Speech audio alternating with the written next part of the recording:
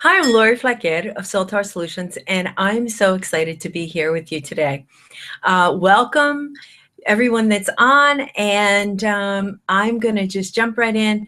Please let me know when you have any questions because I'd be more than happy to answer as many of them as I can.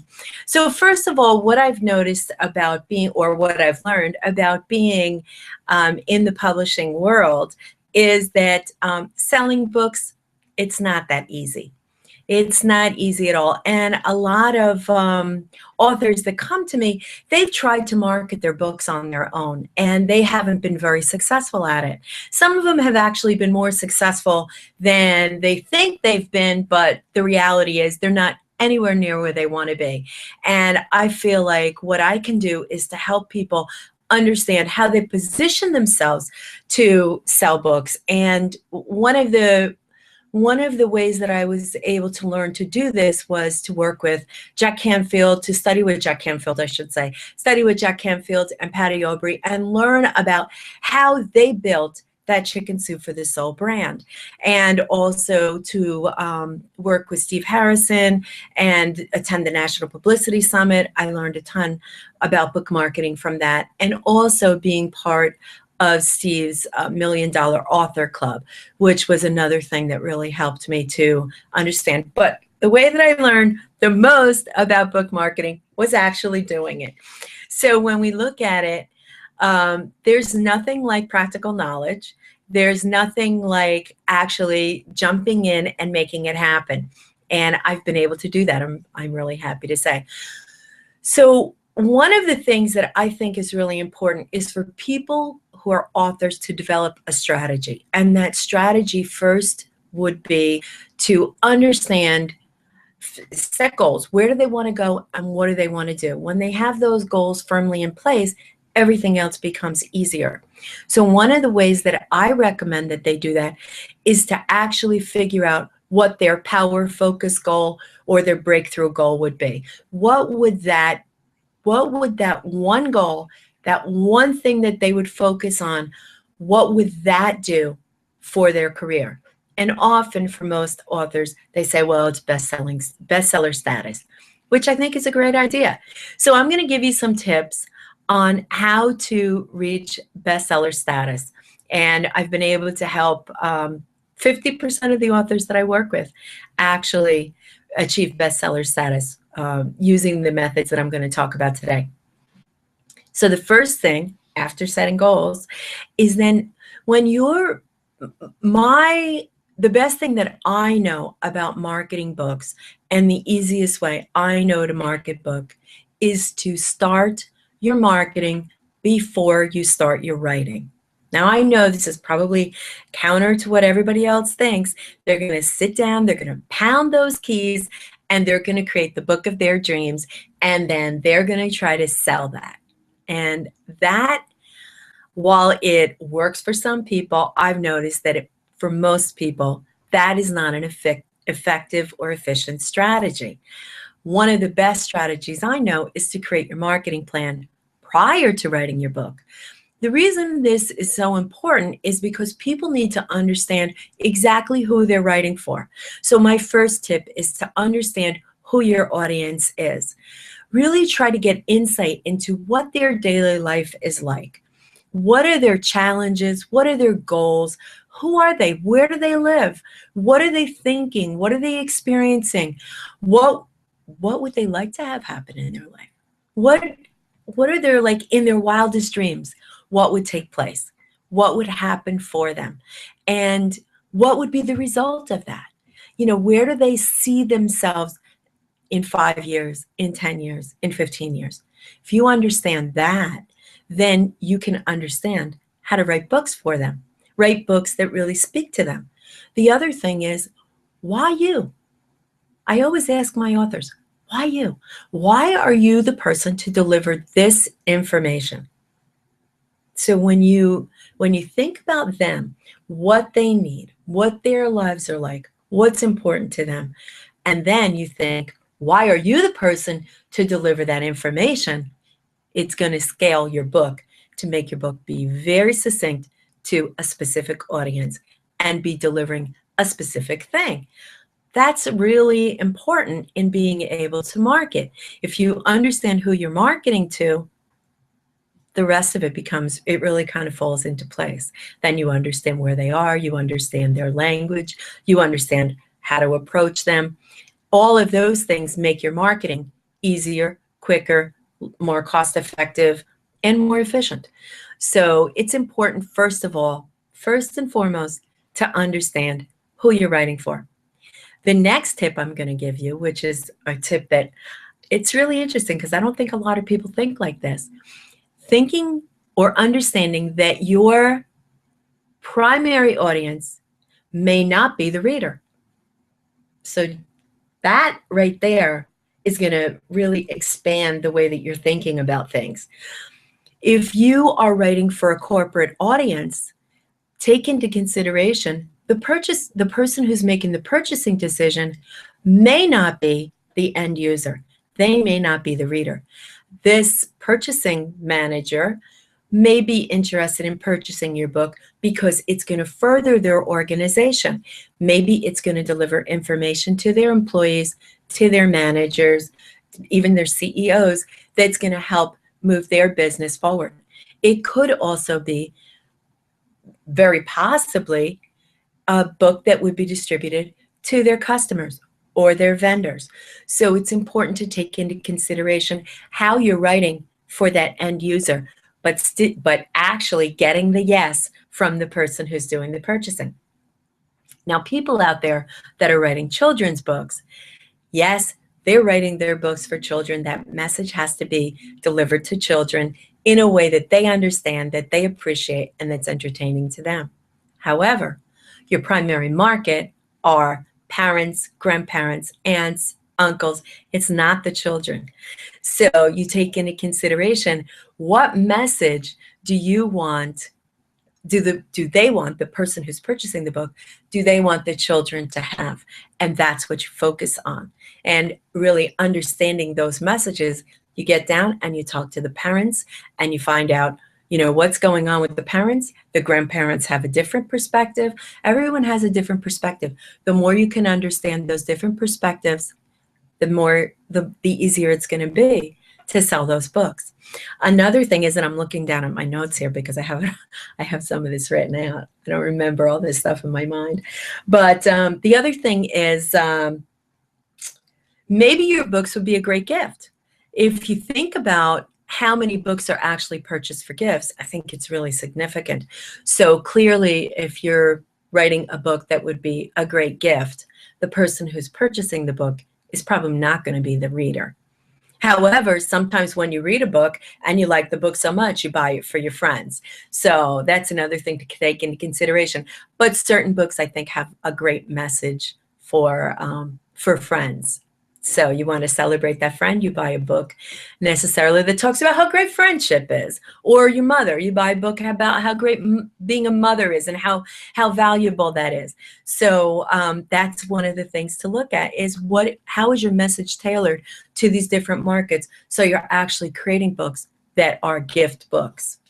Another thing is, and a lot of people I think overlook this, textbooks or books that are sold in colleges. So I was on an interview earlier today, and we talked about this, and the person said, well, how do we go about figuring this out? How do we get into those bookstores?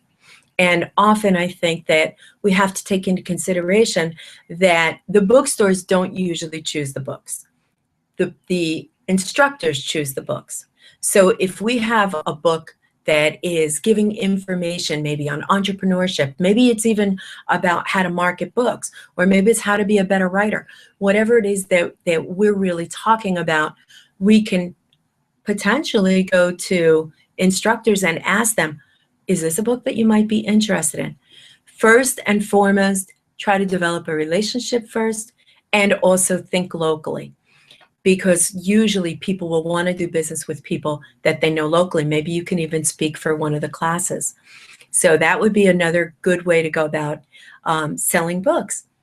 Often, it used to be that these instructors would choose these books that, they've been using for years and years and years. But technology and things have changed so quickly that professors more and more and instructors are looking for books that are published more recently. And since that publishing of textbooks is such a lengthy process, they're trying to scale back and go to other books. Sometimes when I go and take courses, I'm reading 5 different books by different authors, or this book or that book that normally back in the day would never have been considered a textbook.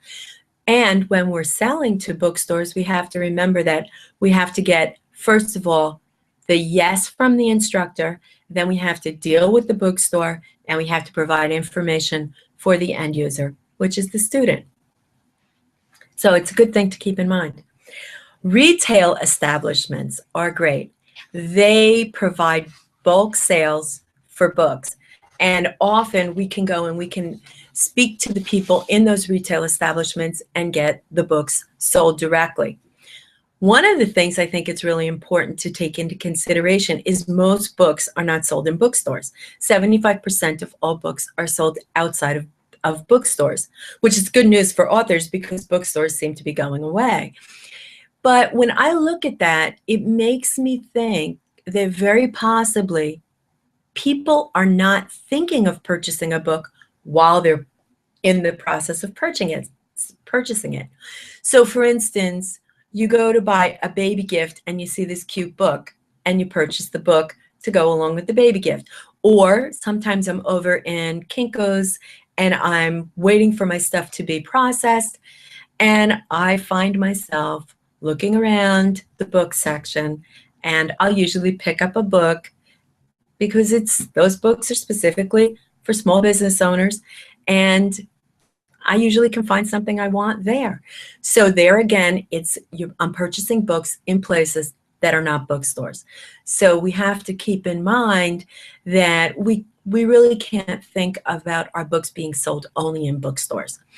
I was listening to a podcast the other day, and this gentleman who is an author, and he talks about how he sells books. And I said, this is pretty smart.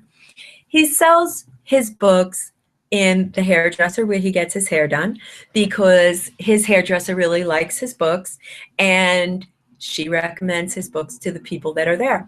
He also sells his books in his mechanic. So when people are sitting there and they're waiting to get their car done, they can be leafing through his book, and he sells those books right there. Another place is his dental office, which was pretty interesting because most of his books that he mentioned were sold in the dental office. So I'm like, okay, I wonder what his books are about. I don't know, but I was really curious about that. Another thing, that brings to mind what I learned when I was studying with Jack Canfield and Patty Aubrey, and they talked about how they put books in the back of limousines, and the limousine driver would sell the books for them. And I thought that's pretty brilliant because people are sitting back there, they're driving along, and they're waiting, and there it is. They have a book that they can purchase and get out of the limo with. Another thing that they did, which I thought was really interesting, which wasn't a direct sale, but during I believe it was the O.J. Simpson trial, they provided books for all of the jurors. And so when the jurors were coming back, the jurors would have those books. So that was another thing that I thought was really brilliant about selling books.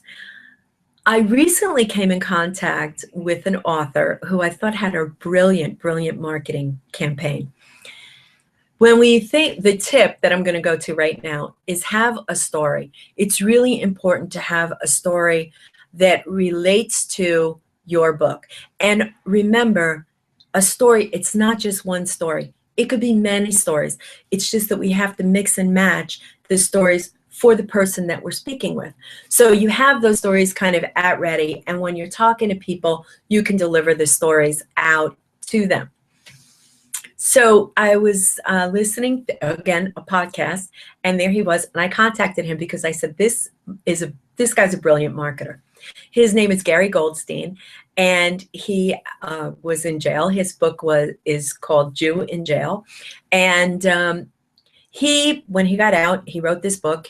He actually wrote the book while he was in there, and then he published the book, and he's marketing the book, and he says, I have a great idea for marketing.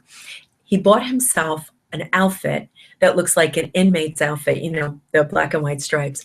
And he's living in New York, and he would go to the courthouse in New York, stand outside the courthouse with his book, with his prison outfit on. He'd have, you know, some giveaways, some bookmarks and business cards and excerpts from the book and things like that.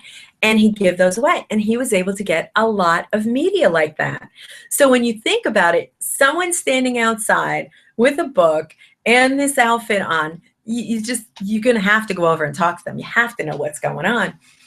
The other thing is he also does that for his speaking engagements, and he does that for events that he does and things like that. So when we look at his story, okay, he has a group of stories.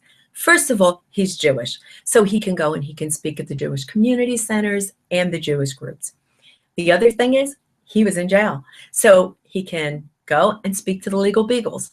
They would love that. And he's in recovery, because that's what actually got him in jail to begin with. So he's in recovery, so he goes and he speaks to recovery groups. And finally, his story is that he was a journalist. He had worked for CBS before his addiction took over and he started doing illegal things.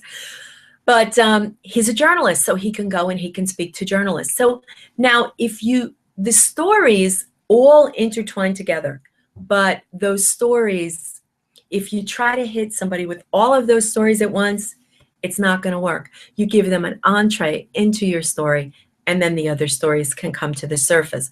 But you have to know which story to deliver. Tom Corley, the best-selling author of Rich Habits, this is one of my clients. When I started working with him, I kept saying, Tom, there's a story, there's a story, there's a story. He's like, no, there's no story. Oh, there's got to be a story. Because he tracked the daily habits of 268 rich people and 100 and some poor people, I think 138 poor people, for 5 years. He tracked 200 of their daily habits. I mean, this is amazing stuff, right?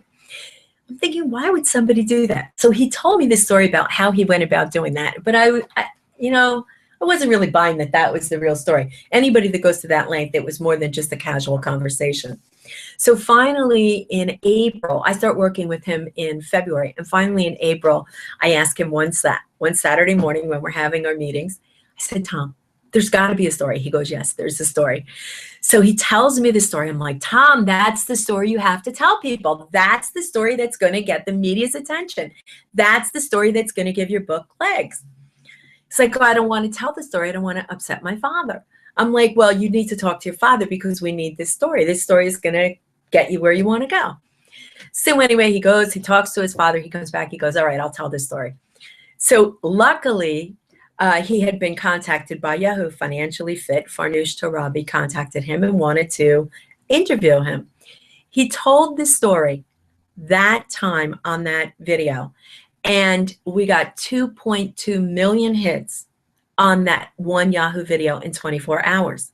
So that story gave everything life. He was on the Dave Ramsey show. He's been on, he's international. He was in Success Magazine. He also did the CD in Success Magazine. You can see that there. It was fabulous. He's been in Money Magazine. He's been in like just about everything.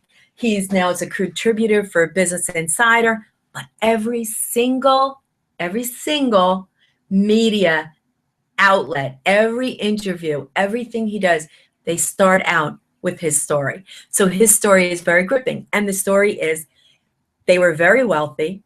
They had everything. They belonged to the country club. They had the whole thing. They were dialed. He was 9 years old. He went to sleep. He woke up the next morning and they were poor. His father's buildings and businesses were all in a central location, and there was an explosion during the night and everything was gone. They were underinsured. They fought with insurance companies forever and the whole thing. Tom was actually the valet in the country club that he grew up, that he was, a member of when he was 9 and before, and he became the valet there. Imagine going through college as the valet, where you used to be a member in the country club. He also worked as a janitor to work his way through school. So, I mean, it's an amazing story. When you tell your story, it really, really gives legs to your book. So that's one of the things that I have to talk about. Another thing that's really important is here's another author with an amazing story. We worked together for a while.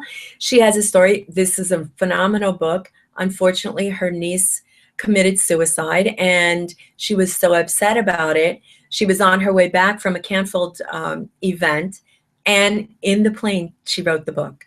It's a beautifully illustrated book. But she didn't stop at just getting a bestseller, and she didn't stop at just getting Jack's endorsement. It's down here. What she decided to do was she really wanted to change lives.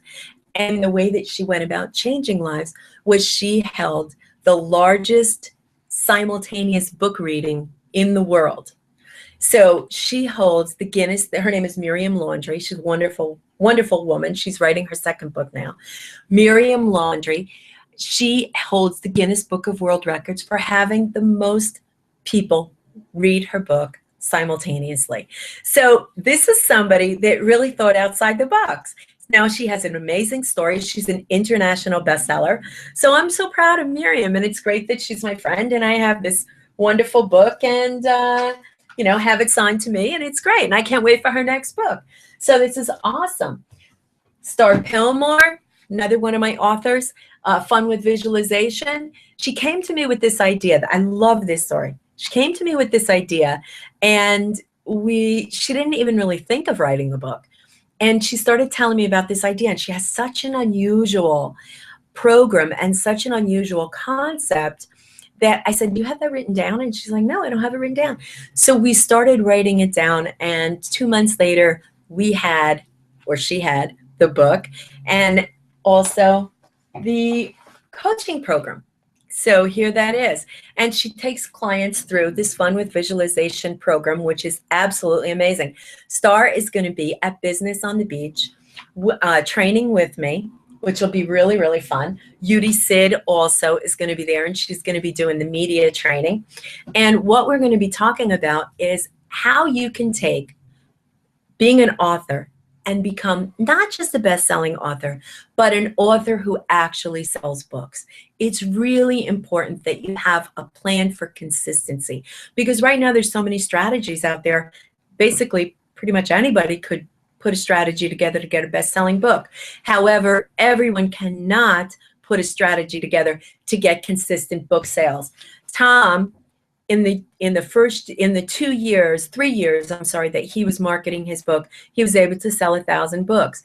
In the 2 years we've been working together, we have sold 25,000 books. Tom can, on some weeks, he'll sell 400 and 500 books. The other day, he came out in USA Today, and he sold over 400 books in 2 days. So Tom can sell a tremendous amount of books because he has a story, he has a media plan, he has a strategy. So this is what I would suggest that you do.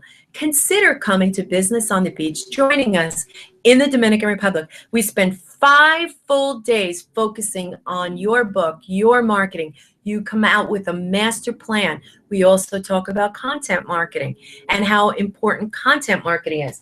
One of the ways that I was able to help Dean Hires get to best-selling status before he ever launched his book was because we had a sophisticated content marketing strategy.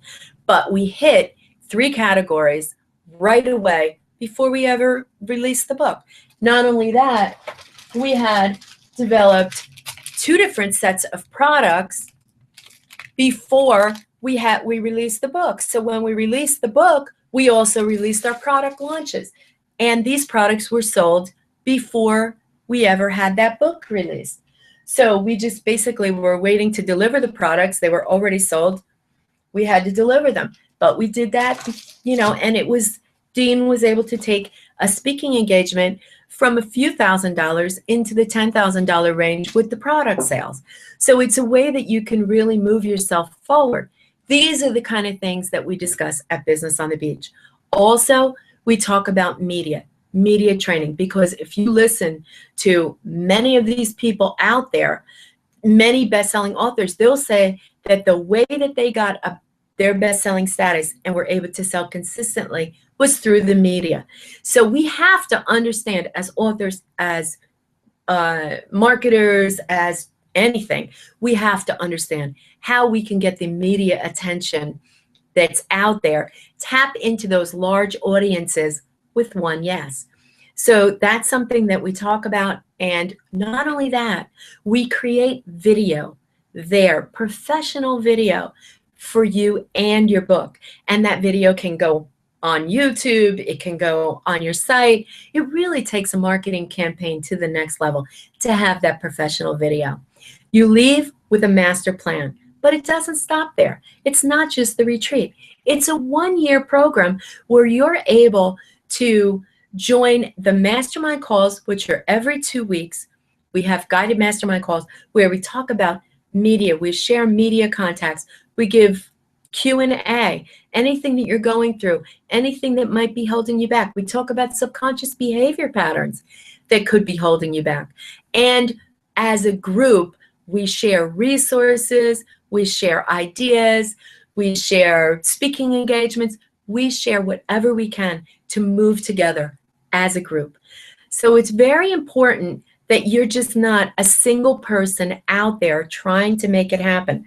That's what Tom was for 3 years. He was a single person out there trying to make it happen. Star Pillmore was a single person out there trying to make her dream happen. And if we think about it, the only way that Miriam got to be where she is and got Guinness Book of World Records was because she mobilized people.